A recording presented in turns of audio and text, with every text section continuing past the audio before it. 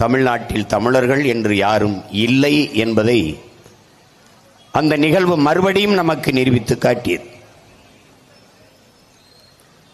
இந்த நிலத்தில் இரண்டே பேர்தான் அந்த கருத்துக்கு எதிராக கருத்து வைத்து போரிட்டவர்கள். ஒன்று நம்முடைய அப்பா மணியரசன் அவர்கள், இன்னொன்று உங்கள் மகன் நான்.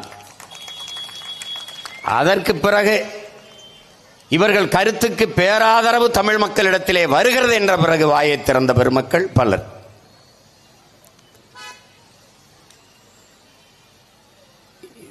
தமிழர்கள் தமிழர்களாக இருந்தால்,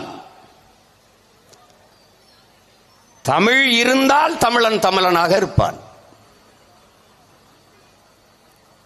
தமிழ் மீட்சியே தமிழர் எழுச்சி என்கிறார் நம்முடைய தாத்தா மொழிஞாயிறு தேவினை எப்பாவானர். தமிழன் எழுச்சியுற வேண்டுமானால் தமிழ் மீட்சியுற வேண்டும். இங்கே திட்டமிட்டு ஒரு பெரும் சூழ்ச்சி, நீண்ட காலமாக, இது விபத்தல்ல, எதிர்பாராத நடந்ததல்ல, திட்டமிட்டது.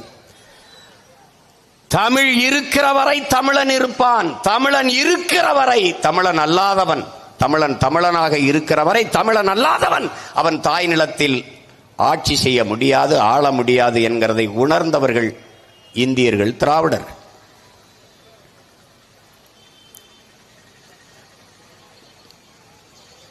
என் உயிர் தமிழ் மொழி இறந்து விடுமோ என்ற அச்சத்தில் இறந்தவன் உலக வரலாற்றிலே தமிழன் மட்டும்தான்.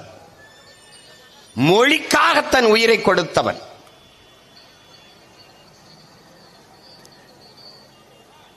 நாளை என் தாய்மொழி அழிந்து விடுமானால் அதை கேட்க நான் இருக்க மாட்டேன், இன்றே இறந்து விடுவேன் என்றான் அவார் மொழி கவிஞன் ரசூல் அம்சத்து.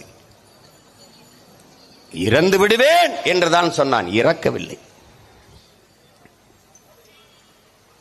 ஆனால் இந்தி திணிப்பால் என்னரும் தாய்மொழி இறந்து விடுமோ என்று அஞ்சி உயிரை நீத்தவர்கள் மொழிப்போர் மறவர்கள், நம் முன்னவர்கள். அப்போது ஏற்பட்ட மொழி புரட்சியிலே அதிகாரத்திற்கு வந்தவர்கள் திராவிடர்கள். அந்த அரியணையில் ஏறி அமர்ந்த உடனே அவர்கள் முடிவெடுத்தார்கள், தமிழனுக்கு உயிர் உடலில் இல்லை, அவனுக்கு உயிர் அவன் மொழியில் இருக்கிறது. தமிழுக்கு அமுதென்று பேர், அந்த தமிழ் இன்பத் தமிழ் எங்கள் உயிருக்கு நேர் என்று பாரதி, நம்முடைய பாட்டன், நம்முடைய தாத்தன் புரட்சிப்பாளன் பாரதிதாசன் பாடிட்டார். தமிழ் எனக்கு ஒரு மொழி, எனக்கு ஒரு